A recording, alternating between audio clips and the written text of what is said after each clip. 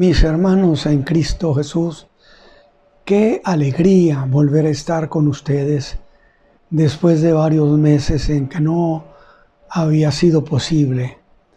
Pero el Señor fue muy generoso y me ha concedido esta gracia. Y aquí estamos, llenos de satisfacción, para abordar una vez más las Escrituras. Dije que ya tenía varios meses en que no había sido posible, pero el Señor fue muy bondadoso en cuanto a eso también y me favoreció. Bueno, mis hermanos, pues como ustedes pensarán igual que yo, el hecho de que hayan pasado varios meses y que hayamos dejado allá hace 4 meses los últimos motivos de la predicación, o los meses que hayan sido, los meses de la predicación, no deja de alguna manera de ser distancia entre cuando se dejó de enseñar y ahora que retomamos la enseñanza. No deja de haber una gran distancia. Y yo este día lo voy a utilizar para retomar el tema que estábamos planteando. Por supuesto, quizá que no se aborde de la misma manera todo, pero vamos a hacerlo así para disfrutar. Y bueno, pues estamos en el libro del Apocalipsis y de alguna manera yo debo hacer no un resumen, pero sí un recordar, un volver a caminar esos espacios de este libro profético, que es un libro exclusivamente, puedo decirle, sobre la venida del Señor Jesús, segunda venida del Señor Jesús. Y además de su segunda venida, sus consecuencias o las consecuencias de esa segunda venida. Porque en relación o en torno a que el Señor venga a la tierra, se inician muchas cuestiones y tenemos que abordarlas. Por eso dije 2 cosas. Una, la segunda venida. Otra, las cosas que han de suceder por causa de esa segunda venida. Y hay un pasaje que yo lo he utilizado aquí con ustedes para afirmar que es propio hablar de un libro de la segunda venida de Cristo, que no es la venida por la iglesia. Son 2 cosas, el arrebatamiento de la iglesia y la segunda venida de Cristo son 2 cosas diferentes por causas diferentes, en tiempos diferentes. Y dice en el capítulo 1, versículo 7, he aquí que viene con las nubes y todo ojo le verá. O sea, la venida del Señor será un asunto del conocimiento de toda la tierra. Y los que le traspasaron, por supuesto, y todos los linajes de la tierra se lamentarán sobre él. Y luego dice, así sea. Muy bien, mis hermanos.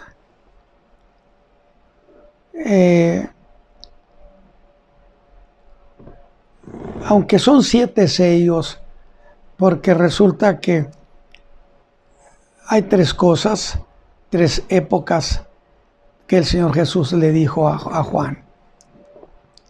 Escribe las cosas que has visto. 2, las que son. Y 3, las que han de ser después de estas. ¿Cuáles estas? Pues de las que dice que son. Pero veamos lo siguiente. Cuando dice las cosas que has visto se refiere a aquella visión que Juan tuvo del Señor caminando en medio de su iglesia, en el candelabro. Todas esas cosas, parte de la escena de la presentación de Cristo, están implicadas en ese pasaje, las cosas que has visto. Esa es una. Segunda cosa, Juan escribe, las cosas que son. No dice las que han de ser.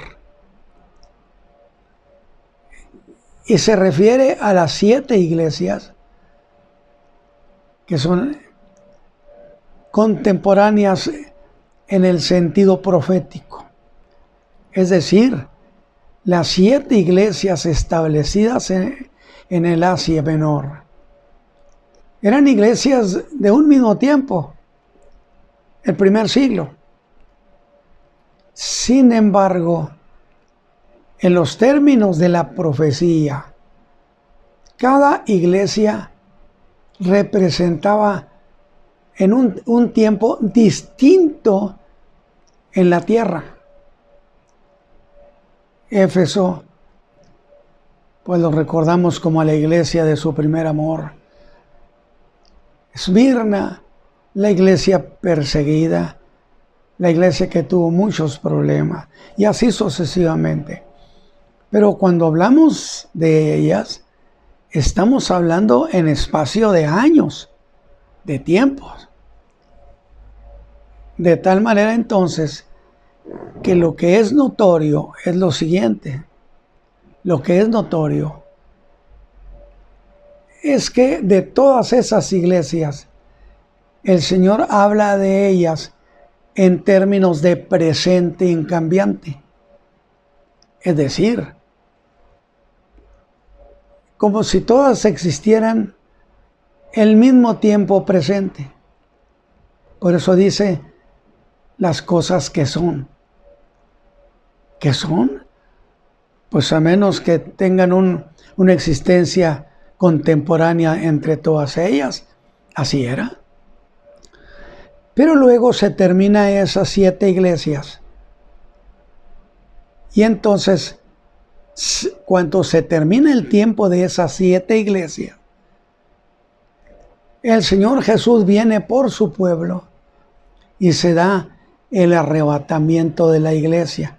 Es decir, al último tenemos a Filadelfia y Laodicea, 2 iglesias que se habla de ellas como si fueran en tiempos distintos, pero son 2 iglesias contemporáneas. En el mismo tiempo en que se habla de Filadelfia, se habla de Laodicea. Pero cuando se termina la última iglesia, yo hice una precisión, que le estoy diciendo para acordarnos de esto. ¿Cuál fue esa precisión? Dijimos, después de la 7ª iglesia, que es la Odisea, ya no hay más iglesias. Bueno, pero si ya no hay más iglesias, entonces implicaría que se terminó el tiempo de la iglesia en la tierra.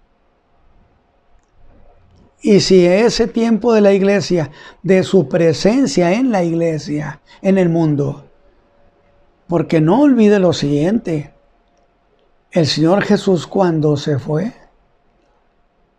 le dio instrucciones a los apóstoles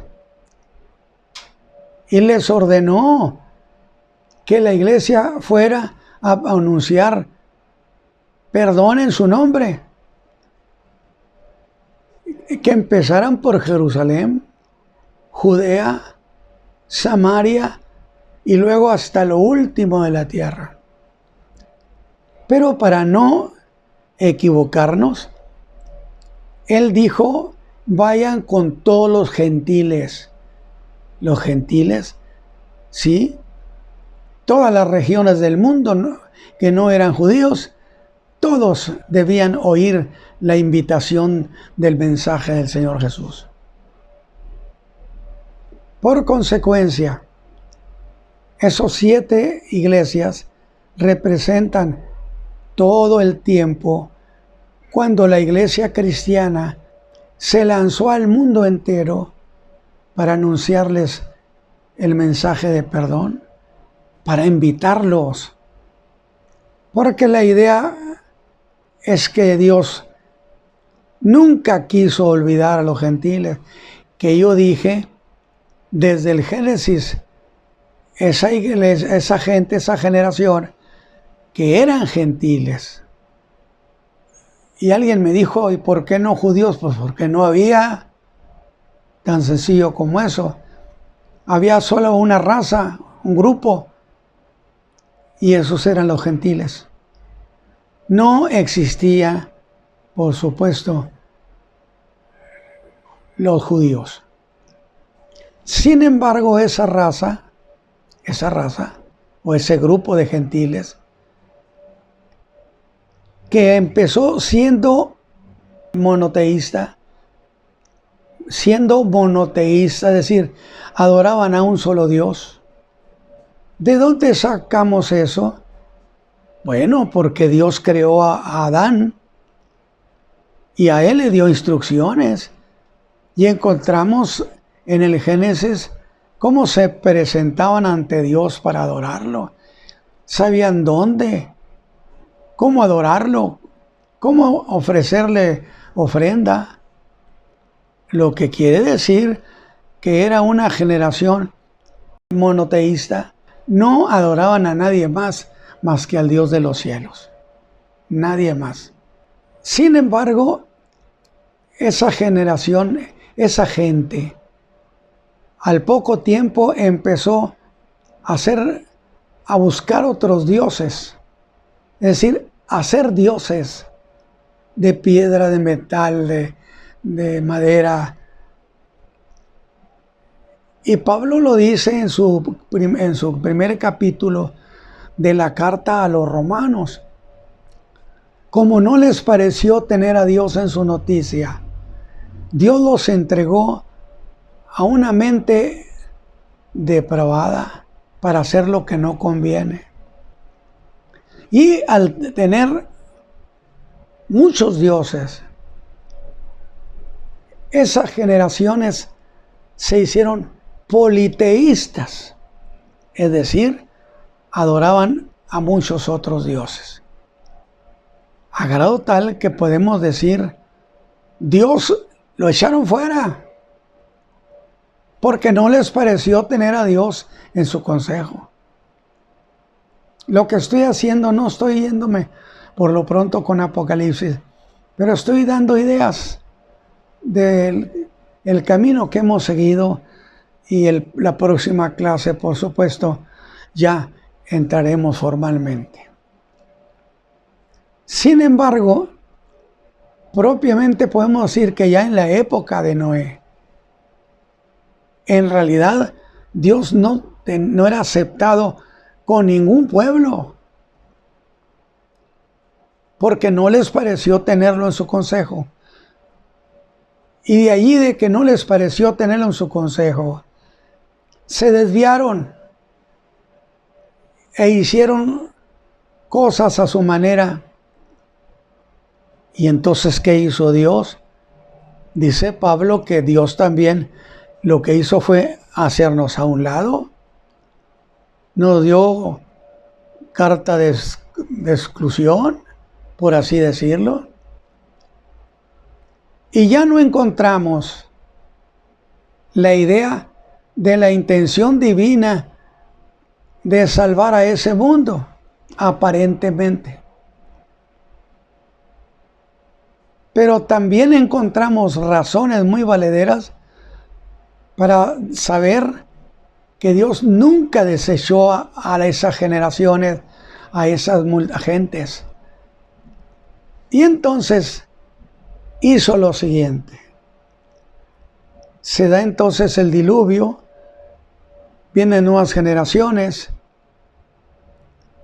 Y un día, por así decirlo, una noche, Dios va a Ur de los Caldeos y habla con un hombre joven que se llamaba Abraham y le ofreció su proyecto, porque dice la Escritura que Abraham fue evangelizado. Entonces no podemos decir que Abraham ignoraba. No. Dios le ofreció su proyecto. A Abraham le pareció extraordinario y se hicieron amigos. Qué precioso. Pero ¿cuál era la intención divina? La intención divina era crear un nuevo pueblo, una nueva nación. Una nación que se encargara de evangelizar, de enseñar la fe a toda esa gente que se había desviado. Entonces, la existencia de Israel se debe a esto, porque entonces tengo que decir, pues, ¿qué sentido tenía? Dije yo que ahí casi a la entrada del río Jordán, ahí teníamos a la nación hebrea, miles, habían salido más de 600,000 de Egipto. ¿Qué sentido tenía que estuvieran ahí? ¿Cuál era la razón? Porque Dios es un Dios de motivos, de causas. ¿Qué quería Dios? Precisamente creó esa nación para que esa nación evangelizara y fuera la luz del mundo. Sin embargo, Israel fracasó en ese intento. No lo ejecutó. Y entonces Dios trajo a existencia otro pueblo. Usted va a decir, hermano Ramos, pero si solo hay judíos y gentiles. Se lo voy a decir. Cuando Cristo muere y se enseña a judíos y a gentiles el evangelio, nace un tercer pueblo, la iglesia de Jesucristo. Y entonces podemos entender que era todo un gran proyecto, que Dios hizo una grande inversión por ayudar al mundo entero, que no quiso olvidarnos. Y aquí estamos nosotros como gente que ha sido redimida. Y bueno, hermanos, pues entonces déjenme mencionar algunas cosas que sean como un acercamiento. Usted se va a acordar de las cosas que haya dicho, las que no he dicho, y le va a parecer bueno. Y en el libro de Apocalipsis capítulo 6, del versículo 1 al 8, encontramos 7 iglesias. Pero veamos cómo aparece esto. Fueron tres grupos o 3 cosas que Dios le dijo a Juan. Mira, escribe lo que has visto. 2, las cosas que son. Y 3, las cosas que serán. ¿Serán cuándo? Después de las que son. Es decir, después de las 7 iglesias. Para irle dando sentido. De tal manera que cuando las 7 iglesias consumen su tiempo en la tierra, porque Dios, el Señor las dejó, las iglesias, para que cumplieran una misión. Y yo he dicho, iglesia que no cumple esa misión no tiene razón de ser. Y entonces, cuando se cumple el tiempo que la iglesia debe estar aquí en la tierra, viene un cambio de cosas. Y el Señor levanta a la iglesia. Y como ya las cosas que son se acaban de terminar, ahora entonces habrán de empezar las que han de ser después de eso. Y que va, pues, a partir del capítulo 4 en realidad, pero podemos decir a partir del capítulo 6 empezamos a ver la gran tribulación, los juicios de Dios sobre el mundo. No confunda, no estoy hablando del trono blanco, cuando después de 1000 años de que Cristo reina en la tierra, se da la segunda resurrección y que entonces son resucitados en la segunda resurrección y son llevados ante el trono blanco donde Jesús es el que juzga. ¿En qué me baso para pensar que el que está ahí en ese trono blanco es el Señor Jesús? Porque Él lo dijo en Juan 5, se lo dijo al liderazgo, le dijo: el Padre no juzga a nadie, todo el juicio se lo dio al Hijo. Yo creo que es muy fácil de entender ese pasaje. Entonces, las cosas que son ya se terminaron. Cristo levanta la iglesia. Ahora son las cosas que empiezan a hacer después de las iglesias que estaban en la tierra y que ya no están porque han sido levantadas. Y voy a decir lo siguiente: aunque son 7 iglesias, le voy a dar más importancia a 7 sellos, le voy a dar más importancia a los primeros 4 sellos, que no dejan de ser las cosas que van a pasar después de que termine el tiempo de la iglesia, pero que tienen el carácter de principio de dolores. Eso de principio de dolores fueron palabras del Señor Jesús.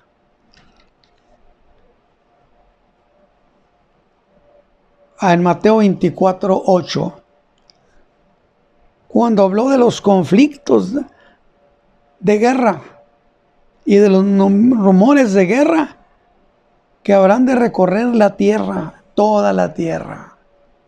Es decir, capítulo 6, habrán de empezar la gran tribulación en el capítulo 6.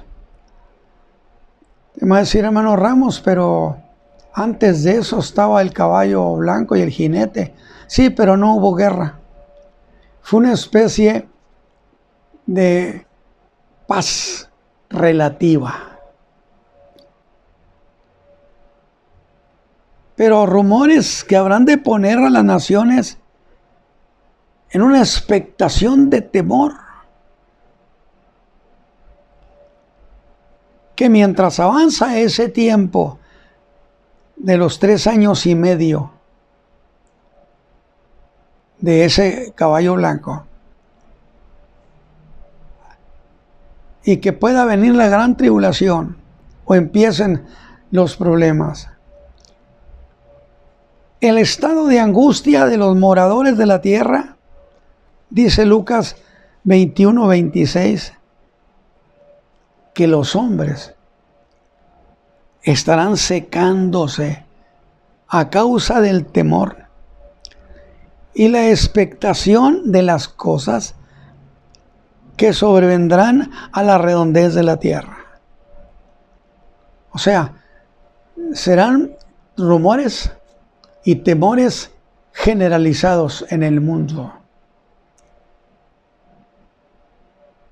En el caso del segundo caballo, todo lo que sucede será principio de dolores. Todo lo que sucede con el segundo caballo, primero fue el blanco, ese hubo paz, y luego vino el caballo bermejo y empiezan los conflictos de guerra. Que Jesús dijo, cuando esto suceda será principio de dolores. O como en el verso 6 de este mismo capítulo 24 de Mateo. Fíjese lo que dijo.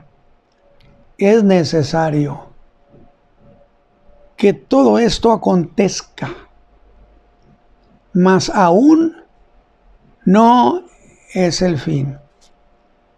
Esto apenas empieza. Desde luego, si esto ya era algo terrible, ¿cómo habrán de ser las cosas en el fin de ese tiempo? Cuando terminen esos 3 años y medio de la gran tribulación. Pero, pues debo volver al caballo blanco del primer sello y a su jinete. Porque una cosa es lo que representa el caballo y otra cosa es lo que representa el jinete. El jinete es un ser pensante, es un ser moral que toma decisiones. ¿Qué representó esos 3 años y medio de paz? Pero que no era la paz de Dios. Entonces, ¿qué era? Era el resultado de la ausencia de toda actividad del diablo en la tierra. Pues ¿dónde andaba? Según el capítulo 12 de Apocalipsis, él estaba acusando a la iglesia de Jesucristo. Ha sido arrebatada. Hay un gran momento y el diablo irá a pelear. Es decir, llevará expedientes de los creyentes, sin duda, para decir, no tenías por qué traértelos a estos. Aunque yo tengo una cosa que me alegra. A todos aquellos a quienes el Señor Jesús levantó, a ninguno lo devuelven. Si el Señor se llevó a los creyentes, estos creyentes vivirán para siempre con Él. Pero luego pusimos nuestra atención en el jinete de ese caballo, que parecía no estar haciendo nada. Yo abrí la escritura, Apocalipsis, y vi al caballo blanco y vi al jinete y lo vi pues sin hacer nada. Sin embargo, él tenía que establecer su liderazgo mundial. Es decir, lo vemos en Apocalipsis como alguien no haciendo nada. Pero para establecer el gobierno del anticristo, era necesario crear la infraestructura. O sea, son todas aquellas cosas que permiten que se establezca. Y eso no se hace solo. ¿Qué estoy diciendo, hermanos? Estoy diciendo que el anticristo tiene una gran actividad. Nada más que en esos 3 años y medio, cuando el diablo está acusando a la iglesia, bien parece que el hombre de pecado, que el anticristo, está tranquilo. Pues porque no lo está activando nadie. El diablo anda ocupado en otra cosa. Pero si él tiene que estar activo, digo, porque si quiere que lo favorezcan con el voto de todas las naciones, porque tiene que ser así. No se puede establecer si el mundo, si la raza humana no lo autoriza. ¿Y sabe por qué? No es porque se me ocurra. La razón es porque Dios cuando creó al hombre, le otorgó el derecho de soberano de querer o no querer, de aceptar o rechazar y no ser obligable. Una vez más, el anticristo no puede obligar a nadie. Entonces, el hombre tiene que aceptar o rechazar a título de decisión propia. Oiga, esto me da una idea. Quiere decir entonces que la operación de las tinieblas, o Satán mismo, tiene que hacer una labor de convencimiento para que los hombres le den su aprobación. De lo contrario, no tiene autorización. Ejemplo, el Señor Jesús no estableció su reino. Dijeron en Jerusalén, no queremos que este reine con nosotros. No lo queremos. Cuando el Señor regrese en su segunda venida, va a ser distinto. Porque Jerusalén sale a recibirlo, llenos de emoción. Dice Zacarías, y mirarán a mí, que fue al que traspasaron. Y se hace un cambio en su entendimiento. Le preguntarán y él les dará respuesta. Entonces, a buscar precisamente esa aceptación por convencimiento, por información que se le dé al hombre, que es lo que Pablo dijo, yo persuado a los hombres. O sea, no llego y los obligo, porque Dios no autorizó que se obligara a nadie. Esto casi le estoy diciendo, no sé por qué los creyentes piensan que el diablo les puede poner el número, el sello o la marca, o que el anticristo llega y... No, señores. Nadie puede obligar a nadie, creyente o no, a nadie puede obligar para ponerle un chip, para ponerle una señal, para ponerle un nombre. Porque Dios le otorgó al hombre el derecho soberano de querer o no querer. O dígame usted, ¿no es así la salvación también? Entonces, Dios hace valer para el hombre ese derecho que le otorgó. Y además, hay un segundo detalle en la creación de Dios a la raza humana. Les otorgó el derecho de información. Es decir, Dios siempre de lo que vaya a hacer con la raza humana, siempre le ha informado. Si no, dígame qué es la profecía, sino información. Pero vayamos, sigamos. Ese hombre del caballo blanco debe crear la infraestructura de ese gobierno.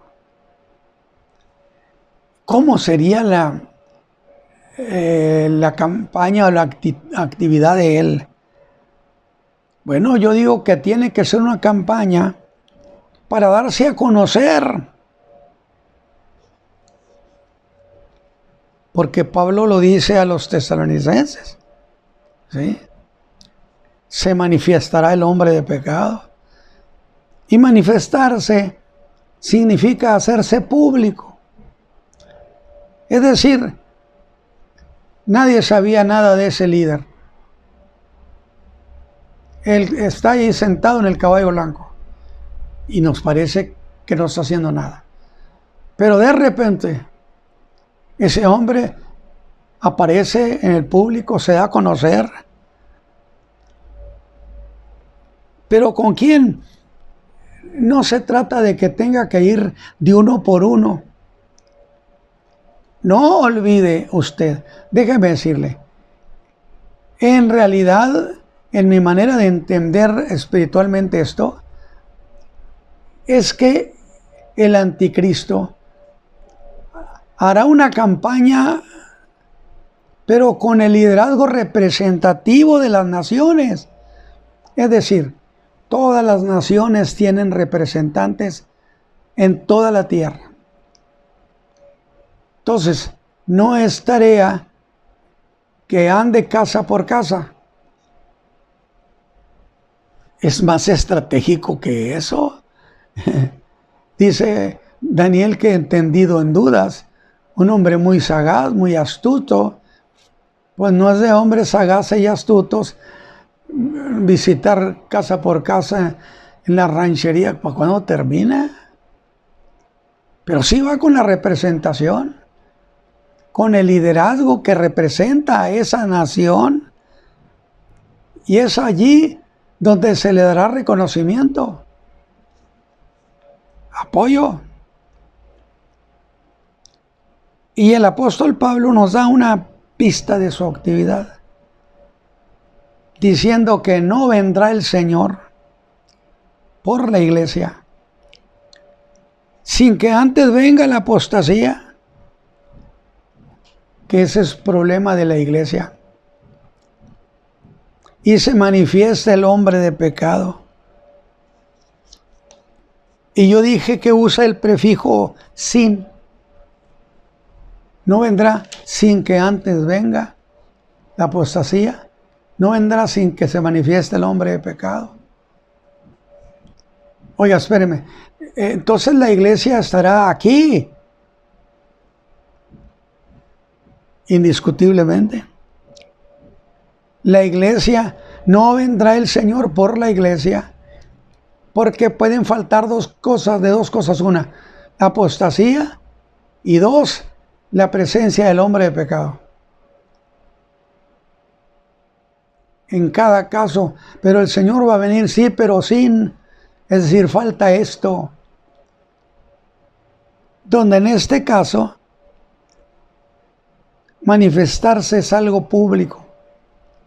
Y sería como decir, sí, va a venir el Señor por la iglesia, pero falta que se manifieste ese hombre de pecado en público, que se haga notar, que se haga notorio. Digo, para que no se tengan temores, que la iglesia se llena de eso. Y dije que por las palabras proféticas del apóstol, en 2 Tesalonicenses, capítulo 2, el tema que el apóstol Pablo está abordando es la venida del Señor Jesús por la iglesia. Que venga el Señor y nuestro recogimiento a Él. Ese "y" significa "y lo demás". Y tan cierto es, fíjese bien, que en su carta manifiesta la idea dominante al final de cada capítulo de que el Señor Jesús viene por la iglesia. Vea usted la primera carta y vea cómo termina cada capítulo. Todos terminan con una referencia: el Señor viene por nosotros. Guarden sus vidas, viene por nosotros. Que era una idea que la iglesia de Tesalónica tenía metida hasta el corazón.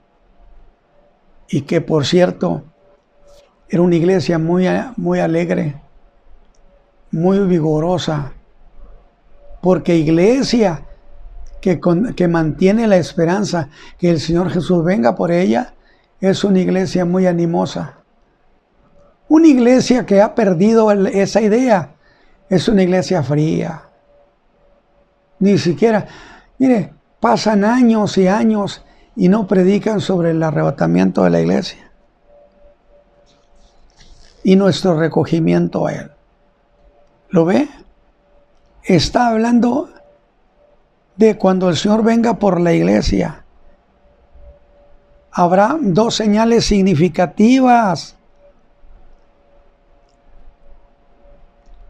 que se darían en el mundo. Una es la apostasía, que es el abandono de la fe. Que aquí quiero hacerle una aclaración, que lo he dicho también. En realidad, no se trata de que implique la idea de decir, hermano, yo creía antes, fíjese que ya no creo. No. La gente podrá seguir diciendo, yo sigo creyendo. Nada más que ya cree de manera diferente, que es ya un abandono de la fe. No es necesario que declare abiertamente y categórico, yo creía, hermano Ramos, pero fíjese que ya no creo. No, puede seguir diciendo, yo creo, hermanos, y emocionarse, y la iglesia aplaudir si usted quiere. Sí, nada más que ya no cree lo mismo. Y de eso que acabo de decir, está llena la iglesia contemporánea. Eso ya está encima, ya lo tenemos. No más que todavía tiene el nombre de evangelio. Todavía se sigue diciendo, no, los hermanos predican el evangelio. Entonces vamos a ver cómo lo predican. Y ahí es donde se encuentra la apostasía. O abiertamente también. Y el hombre de pecado va a ser muy notorio, necesariamente. Esto que he mencionado deja muy claro de una cosa, que cuando el anticristo ande haciendo eso, la iglesia todavía está aquí. Si no, ¿cómo se va a enterar? No vendrá el Señor por la iglesia sin que antes venga la apostasía y se manifieste el hombre de pecado. La iglesia estará todavía aquí y se enterará del hombre de pecado. La iglesia conocerá su manifestación, hermanos, pero no estará cuando el anticristo establezca su gobierno. Porque esto implica que al darse esa manifestación se cumple esa otra segunda profecía. Y entonces el Señor levanta la iglesia. Consecuentemente, cuando el anticristo se establezca, la iglesia ya no está aquí. Digo, para que no tenga miedo, porque hay mucho creyente que tiene pánico. No tenga miedo, hermano, no tenga miedo. Digamos que ese tiempo es el tiempo de su campaña para que lo acepten. Va a ser propuestas sin duda muy atractivas, que le harán pensar a las naciones que con eso resuelven sus problemas. Porque yo he dicho, la raza humana está cansada ya de tanta mentira, de reyes, reyesuelos, tiranos. O sea, ha vivido bajo la bota de los tiranos y está cansada. Entonces, las propuestas, porque serán propuestas que el anticristo haga para convencer al mundo, serán definitivamente atractivas, porque de esa manera hará valer su liderazgo. Pero sin la aprobación de la raza humana no podrá establecerse. ¿Me escuchó, mi hermano? Si la raza humana no autoriza, no le acepta sus propuestas, no podrá establecerse jamás. Pero hay algo más que debemos ver. Que para ejercer ese dominio mundial es necesario crear toda una infraestructura donde se apodere de todos los recursos valiosos de la tierra, de la raza humana, que pudiera ser bajo grandes consorcios. Se levantan muchas empresas grandes, bonitas, y de repente llega una grandulona y se las traga. Digo, estoy pensando, y no convierta esto en un principio doctrinario. No. Es una manera de pensar mío. Donde se apoderara de todos los recursos que hacen existir a la raza humana. Apoderarse hasta de la tierra. Usted quizá me va a decir, hermano Ramos, eso no es posible.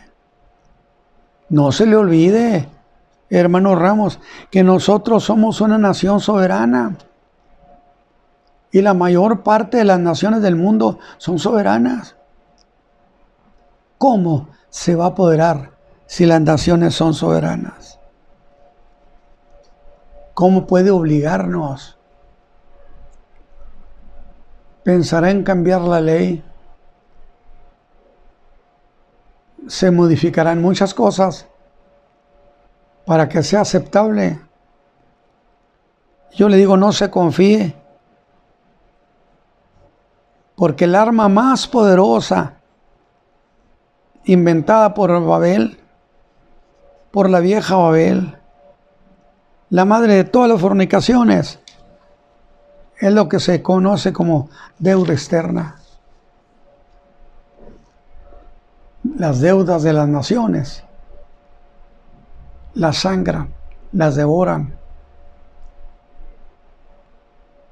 Pero volvamos un poco en ese manifestarse. El mundo lo admirará. Dice Daniel 8:23 que está hablando de los imperios. Habló de Babilonia, necesariamente de Medo-Persia, de Grecia y de Roma. Y dice Daniel, y al cabo del imperio de estos, ¿me escuchó, hermano? Al cabo del imperio de estos. ¿Cuáles estos? Pues el imperio medo-persa y el imperio griego. Porque Daniel está hablando de ellos. Y al fin del imperio de estos, ¿quién siguió como imperio después de los griegos? ¿Quién, hermano? Pues el imperio romano. Después de estos viene el imperio romano. Y vendrá un hombre entendido en dudas, entendido en tantos conflictos ancestrales que tienen las naciones. No me diga que no es así. Entre las naciones del mundo hay muchos resentimientos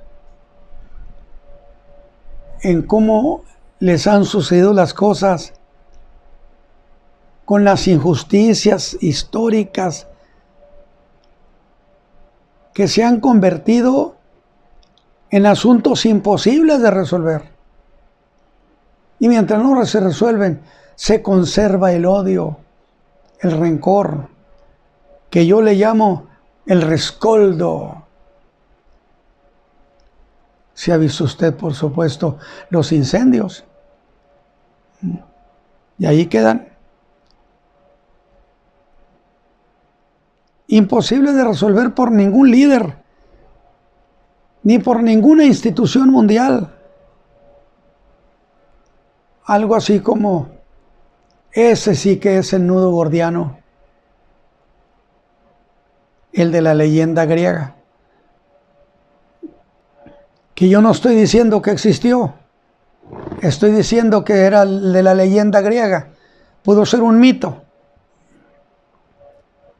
Pues ese hombre del que está hablando Daniel, el que atrae a las naciones y las va atrayendo a favor de él, es capaz de resolver esos conflictos entre naciones, entre pueblos, que nadie ha podido resolver. Dígame una cosa, ¿no será admirado si resuelve los conflictos que las naciones han vivido por milenios? Estoy pensando en Israel. ¿Usted cree? ¿Usted creería que no son de interés? Porque eso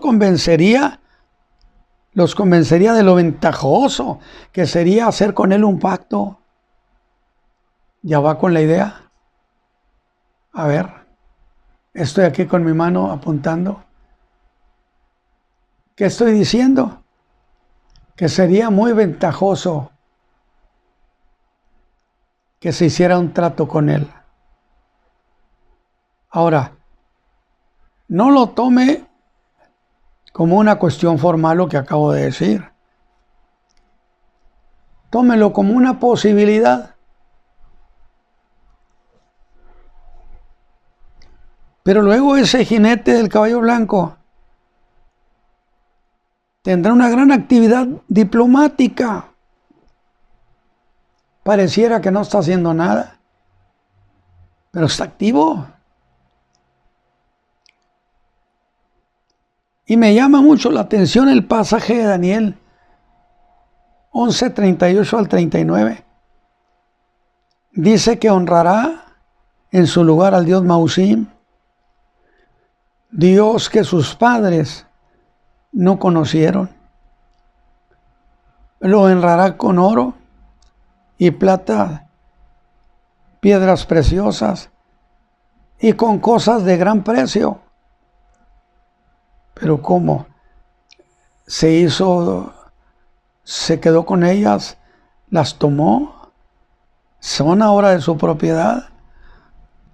Y con el Dios ajeno que conocerá, hará los baluartes de Mausín crecer en gloria y los hará enseñorear sobre muchos y por interés repartirá la tierra. Y yo digo, ¿y cómo puede repartir? Aunque sea de esa manera, ¿cómo puede repartir la tierra? ¿Acaso se hizo de ella? Entonces eso es lo que estoy planteando, para que pensemos en los detalles. Pero resulta que han pasado 3 años y medio de esa última semana profética de Daniel. De repente todo cambia. No se le olvide que que el ángel Gabriel le dijo a Daniel, 70 semanas están determinadas sobre tu pueblo y tu santa ciudad. ¿Sobre quién? Sobre Israel y Jerusalén, que son tu pueblo y tu santa ciudad. No está hablando de la iglesia. Nada tiene que ver la iglesia. ¿Ve por qué le he dicho que muchas cosas nos limitan? La iglesia no está aquí. No la incluye. Y a partir del caballo rojo empieza la gran tribulación. Empiezan los juicios sobre la tierra. Y aquí voy a hacerle otra aclaración. Esos juicios no son los juicios finales. esos son juicios sobre las naciones vivientes, o sea, las naciones vivas. ¿Por qué? Jesús lo dijo porque por causa de que no creyeron en Él. El Señor Jesús habló acerca del Espíritu Santo que levantaría querella contra el mundo por pecado, por justicia y por juicio. Lo que quiere decir que la raza humana le debe muchas cosas a Dios. Está metido en deudas judiciales, penales. Y ahora Dios está haciendo castigos sumarios. Definitivamente. Juicios sumarios.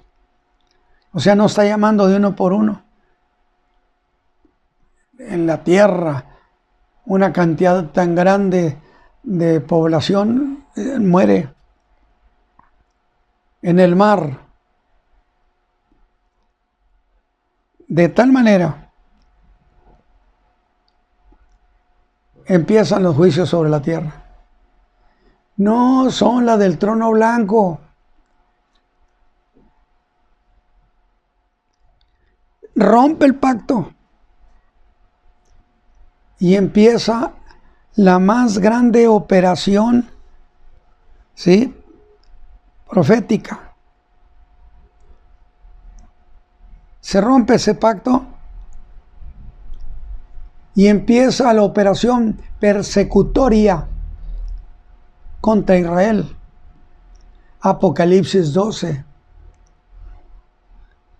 ¿Pero de qué? ¿Por qué está molesto?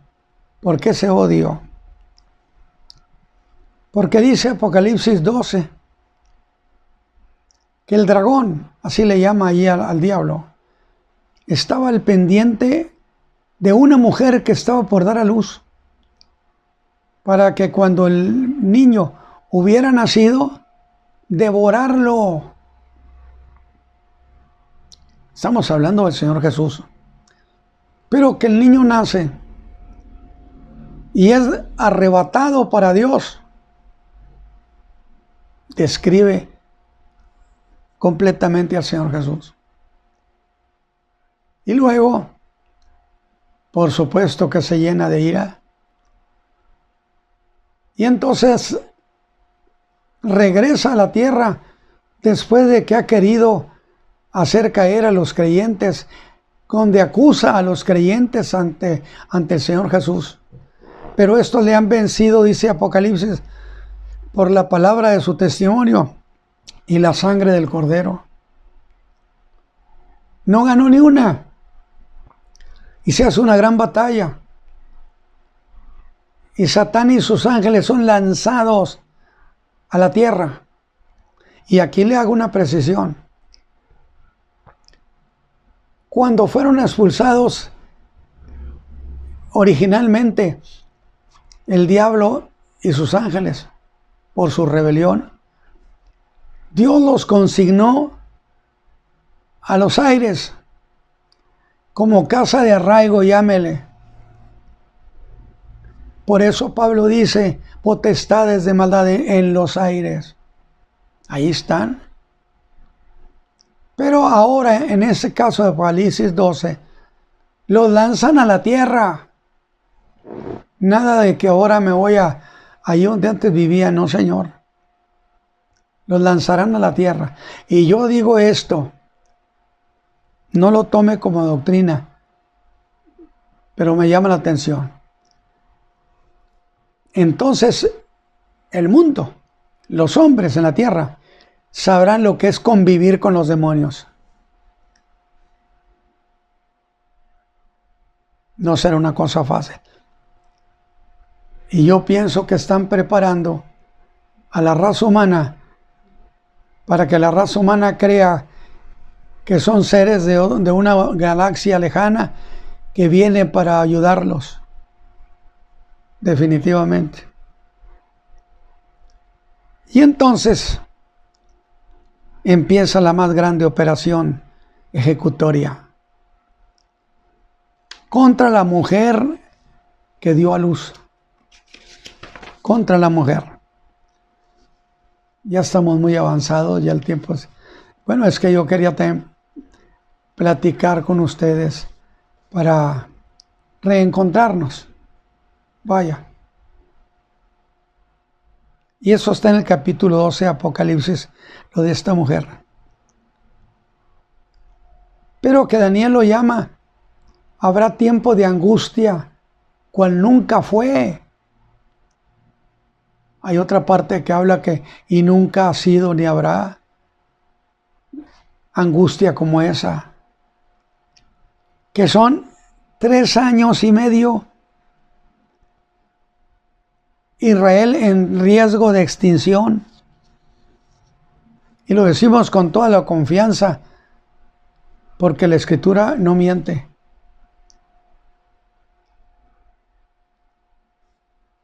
Pero también, cuando eso sucede, alégrese, el Espíritu Santo se derramará sobre los hijos de Israel.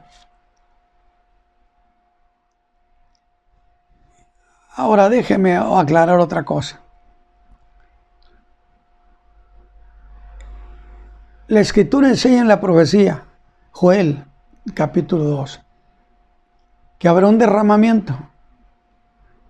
Y voy a hacer una aclaración respetuosa. Y he aprendido eso. Es decir, se dice que habrá un segundo derramamiento del Espíritu Santo sobre la tierra. Y yo digo, qué maravilloso sería. A mí en lo personal me parecería lindísimo que hubiera un segundo Pentecostés.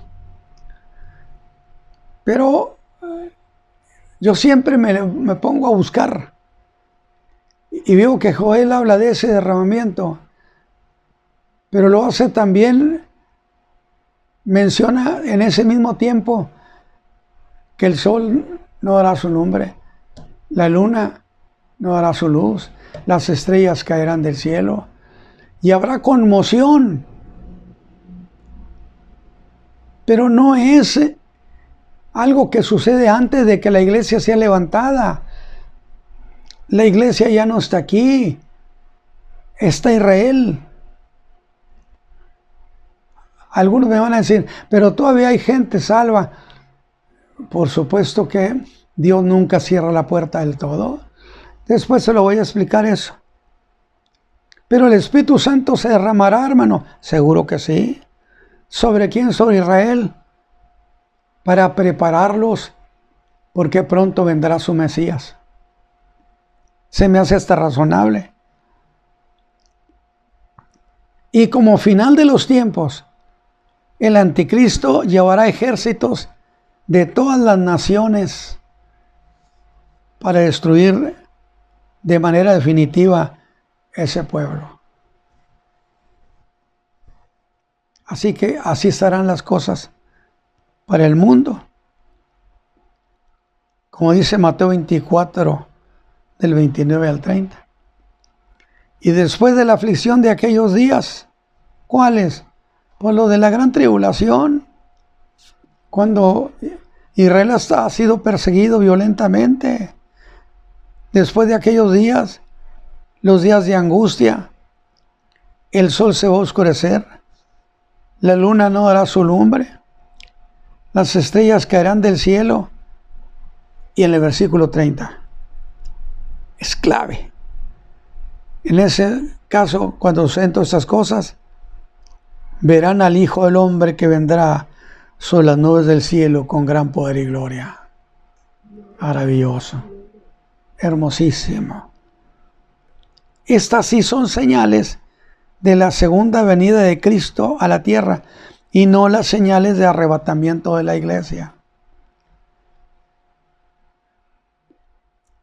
Ya voy a terminar. Y volvamos luego entonces con el caballo bermejo. Todo estaba más o menos bien. Pero resulta que a ese del caballo bermejo se le dio poder de quitar la paz de la tierra y que se maten unos a otros.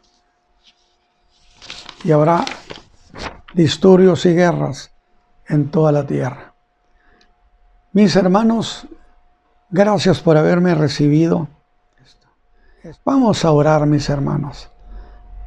Padre eterno, levantamos nuestra voz a ti, nuestra plegaria, mis hermanos del auditorio y nosotros, para pedirte que nos favorezcas,